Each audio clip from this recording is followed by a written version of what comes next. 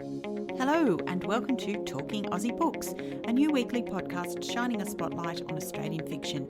My name is Claudine Tinellis. As a writer and avid reader, I love chatting about books. And in this podcast, I'll chat to authors, publishers and readers, giving you, dear listener, insight into what's hot on the Australian fiction scene. So if you're looking for your next book recommendation or just want to know more about Aussie fiction writers, this podcast is for you. Grab yourself a cuppa, sit back and enjoy. So my next guest, Annabelle McInnes, is the author of the Refuge Trilogy, published by Escape Publishing, a digital first imprint of Harlequin Australia. Welcome, Annabelle. Hello, how are you? Very well, thank you. Thanks very That's much good. for joining me today. No, I'm very excited. It's lovely to have you. A prequel, Without Refuge. Book number 1, True Refuge. Book number 2, Fractured Refuge. And book number 3, Eternal Refuge. All published in under a year. You've been a very busy woman. I was a very busy woman. I didn't have a lot of sleep, and there was a lot of stress that went into that final book to make sure that it was delivered on time. But yes, it was an exciting journey. Absolutely. Fantastic. So not only is True Refuge your first published book, but it's also a #1 Amazon bestseller. Yes, in the US. It's also a #1 bestseller for paranormal romance for iBooks over in the US as well. And it's reached the top 10 here in Australia for dystopian fiction on Amazon as well. So it's done really well. Oh, and in the UK, it's also reached in the top 10 for paranormal romance on the iBooks as well. So it's been quite popular, which has been wonderful. That's fantastic. Yeah. This must have been an incredible pinch me moment. When I first saw that little orange tag, when you get a little orange tag when you on your Amazon profile, when you hit that #1, and I saw that at about 5 a.m. in the morning. I had a promotion going, and I was hoping that the promotion would set something in motion, and I refreshed my my phone, and there it was, and my poor husband woke up to quite a squeal. So it was a very exciting, yes. I can only imagine. And I've just discovered today that the prequel, Without Refuge, also won a place in the Spicy Bites competition 2017 and has now been published in an anthology. Yes. I actually just got my rights back to that in August. And so I will be planning to do something with it. I'm not sure at this point in time. I'll probably speak to my publisher to see what we can do with it. But yes, so that was also pretty special as well. Yeah. Indeed. Now, for the benefit of listeners who aren't familiar with your books, can you tell me a little bit about the series? So the series is, I suppose, gritty, dark, detailed, challenging. I suppose it shines a light on the darkest part of our nature. It just explores what would happen if society and its governments crumbled, along with all of our other traits like altruism and benevolence. In my stories, I like to dissect societal norms and place my characters in extreme situations where they fight for their lives, the people they love, and their very humanity. My books will take you on a very hard journey, but I promise that there's a happily ever after in the end, because they are very much a romance and they do follow those romance themes. So yes, I do take people on a journey, but yes, they can rest assured that there will be a happy ending. Fantastic. So if I just focus on book #1, True Refuge, for now. Yes. As you've indicated, the world that you paint is quite a dark one. Yes. A post-apocalyptic existence where humans are stripped of the more redeeming qualities of our race and everyday survival is a battle. Could I ask you, what inspired you to write this story? So I had a number of inspirations. So I lived in a youth refuge from the age of 16. And during that time, I was surrounded by, I suppose, a section of society that most people kind of never get to see. And part of that was really people living in their most extreme conditions, whether that be poverty, mental health, those sort of traits from coming from domestic violence and things like that. And I really saw quite an extreme, and lived within quite an extreme, where lots of people's true nature really came out. Couple that with, I love science fiction growing up, and really adored, Game of Thrones when it first, when it was in its infancy before it became the sensation that it is. The Lord of the Rings. I'm just trying to think, anything by Raymond E. Feist. And I came up with those big worlds and those big concepts, and then I discovered romance, and that's what I've been missing from all those really big epic tales of struggle, and I suppose I just looked at those things that I loved, so that's science fiction. I looked at the experiences that I had, so those people that have really shown the depth of human emotion in its most extreme, and then I looked at romance and I thought, you know what, I can create tales that really pull at people's heartstrings and really make people think about what it means to be human, what it means to fall in love in those extreme situations, what it means to try and retain that love and keep that love, and as well as keeping those people alive in the same time. So, yeah, I suppose that's where it all came from. Fantastic. Fascinating. Well, moving on to your hero, yes. Ewan. Yes. Ewan is an intriguing character. Yes. He's this larger-than-life person with a very strong protective instinct, a person who's faced down some horrific events in his own life and sports more than his share of battle scars, and yet manages to retain his humanity. Is he modelled on a real-life person? Oh, wouldn't that be wonderful? He is in some respects, I suppose. I find each of my own characters are a section of me. So he's that real protective aspect that I have. He doesn't come from anybody in particular. I suppose he's just an accumulation of every person I've wanted in my life is probably a good aspect.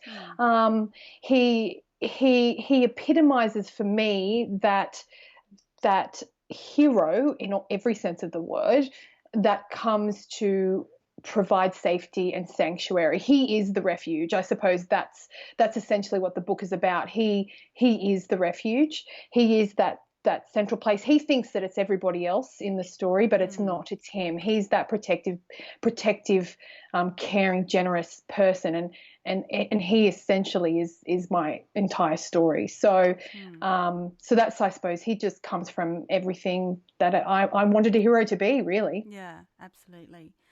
And in creating this dystopian world for Ewan, Nick, and then Kira, what factors influenced you?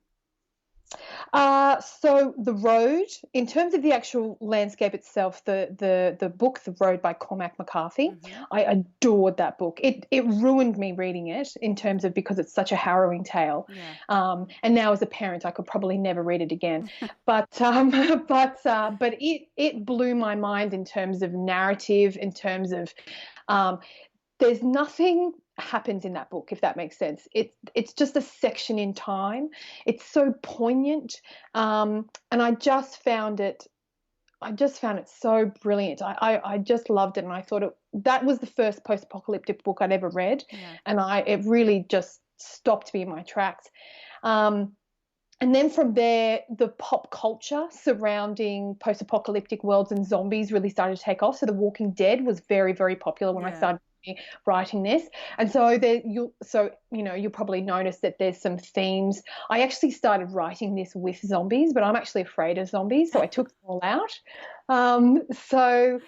So it definitely had that feeling about it, and then but The Road was definitely that quintessential thing. Yeah. Well, I'm glad there weren't zombies in it. I'm scared of zombies too. That would have made it even more harrowing. Poor characters. They would never have survived. So I guess in reading about this world that you created, I wondered whether or not it was a metaphor for aspects of contemporary society, or whether you thought it was a glimpse of what our world might look like in the future if we don't take care of it. Hmm.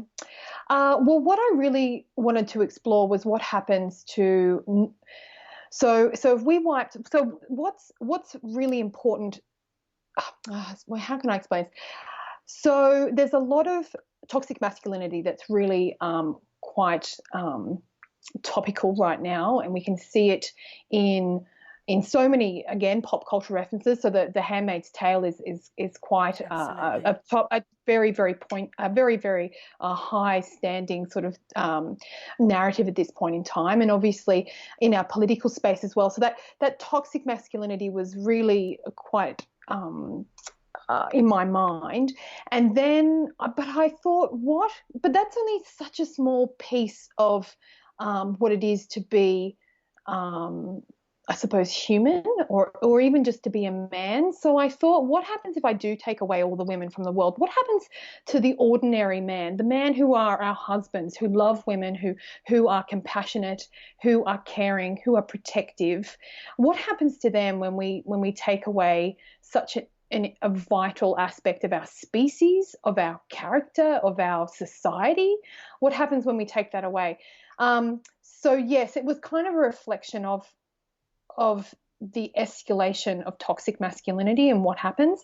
And sort of seeing that and I wanted to sort of portray that even though you don't good men can still thrive, and good men can still overpower bad men, and good men can still, take the world by storm.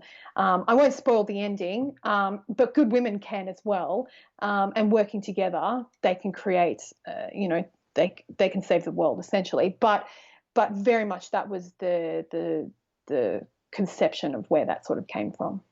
Moving on, concerning the darker elements of this story, Mm. the violence, the Mm. depravity in some instances, as an Yes. author, where do you need to go in order to be able to write about such events? Is this something that you have to prepare for or to research? I mean, I know you've told me a little about, your experiences growing up, Mm. but I Yes. wondered, now How do I as physically write them? yeah, absolutely. I find the intimate scenes far more grueling than I find the violence. I can write violence quite, it sounds terrible, I can write violence quite easily, in terms of I have to make sure that the physical body works as it does when you write it versus, what it physically can do. But it's the intimate scenes that I find very, very difficult. And if I reflect on that, I probably could string out a couple of, what's the word, things about myself about that. But it's definitely, I can only write it in one section, and usually I write them once. So most of the style of the way I write is I write quite a number of drafts, and I go over and over and over and over and over them again. When it comes to those types of scenes, the intimate scenes and the violent scenes, I tend to not have to redo them. They come out in one big lump, and they're usually quite clean in terms of the editing. And I only have to do sort of minor copy edits, but I can't break them, I suppose, and I just have to make sure that I'm in a nice quiet space in order to make them happen. It's fair to say that these books are a spicy read in terms of the Mm. relationship between Ewan and Nick, and then later Kira. Yes. It's a very intense relationship born of a very unique set of circumstances. Mm. Was this your intention while you were writing? I actually intended it to be a lot spicier. I actually took out quite a number of scenes, not necessarily spicy scenes, but certainly more intimate scenes. I ended up taking them out both on. I didn't feel that they were appropriate for the tone of the book. That first half, or that first 40%, is quite intense, Mm-hmm. and I didn't feel that a line of sexual tension in there was appropriate. That does ramp up towards the end, but again, it's funny because it ended up being, a lot less than what I thought it was. I thought it was going to be much higher on the heat scale, as they say in the romance world. But in the end, the entire series is actually, even though it does have quite detailed elements, they're actually very small in number in terms of that. So it's a lot less than I thought it was going to be in the beginning. Okay. You've recently attended the Romance Writers of Australia conference in Sydney, and I understand that True Refuge was nominated for a Ruby, which is a Romantic Book of the Year award. So you were a finalist, is that right? I was, yes, in the long romance category, which is, so they have 4 categories. They have the long, the short, the novella, and the and the romantic elements. And the long, well, they're both pretty. I was nominated in the long category for that one. And how did that feel?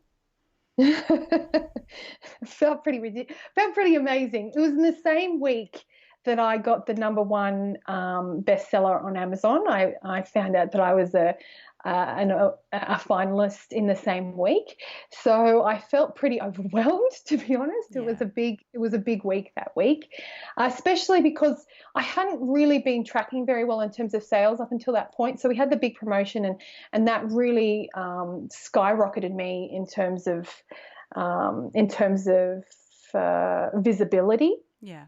And then once you're very visible on Amazon then uses that to their advantage, I suppose, and they start promoting you through their also boards and things like that. So you see this wonderful trail-on effect. But I hadn't had that for a long time, and I was feeling quite lost. And then within a week, I had the Amazon rankings, and then I had the Ruby nomination, and it was quite overwhelming. I actually had to pull myself back from social media for a little bit because I found that I just had to immerse myself so deeply in that for such a little while I obviously thanked everybody for their kind comments, and I had a lot of new readers that were really excited, and they were emailing me and tweeting me, and it was wonderful. And so I was quite immersed, and then I had to pull back because it was quite overwhelming. Yeah, I'm sure. I understand there's more than 1,000 members of Romance Writers of Australia from all over the world, and boasting many well-known author names amongst its ranks from across many different genres.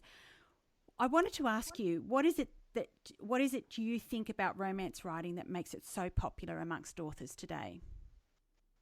Well, it's the happily ever after. I think love stories are integral to our lives. I don't think it's unreasonable to think that love stories are everywhere we look. We see them in our parents, our grandparents. We see them in our friends. We see them for ourselves. And I think women's stories are very, very powerful. I think women achieving their goals, whether that be in life and in love, is very powerful. I think in this point in time, in our current climate, to see women triumphing over adversity is extremely powerful. And women read, and we want to read stories that reflect ourselves, and we also want to read stories where we can imagine, better places, better things, and I think being able to really take that and then stretch it and stretch it to the stars and stretch it to the past, and all those sort of in between. So we get all of the genres that we love, but we also get the stories that we love too, and that's what romance is about. It's about making sure that we get our voices heard, and yes, and absolutely that we get a happily ever after. Fantastic. Yes. So where to from here, Annabelle? What else is in the pipeline for you? Well, I have another series. When I went down to the Romance Writers of Australia conference, there was a number of pitching opportunities. So I was successful in some of those. So I'm just working now towards that, making sure that so I have a 5-book, another speculative fiction romance. This one will be based around a matriarchal society and in a futuristic landscape. So my last one's very much around a patriarchal society and what that looked like in a futuristic landscape. And so this one, I flipped it on its head. And it will be a 5-book, I'm planning for it to be a 5-book series. and it will, So I'll make some final touches and then start sending it out to my publisher and go from there and see where it will end up. So we'll have to wait and see. Well, that's amazing news, Annabelle. I can't wait to read what's next for you. Thank you. Yes. Amazing. If listeners wanted to connect with you or to learn more about your books, where can they find you, Annabelle? So I'm on Facebook under Annabelle McInnes. I'm on Twitter. My handle is AK McInnes. I'm on Instagram and I'm on Goodreads. And I think that's it. I think that's the ones that I'm on. Yeah. I'm also on Pinterest, but I'm not as active on there. But yes, those are the ones that I'm on. Fantastic. Annabelle, congratulations on a Thank brilliant you. start to your career. And anyone who's looking for Annabelle's ebooks, you can go to www.romance.com.au, where you'll find a list of e-retailers from which you can download Annabelle's books. Annabelle, it's been an absolute delight to chat to you today. Thank you so much for your time. Thank you so very much. I really enjoyed it. Thank you. Brilliant. Well, that's a wrap, folks. If you enjoyed this podcast, please leave a review on iTunes or drop me a line via my Instagram at Claudine Tinellis or on my webpage, claudinetинellis.com. Thanks for listening. Until next time, happy reading.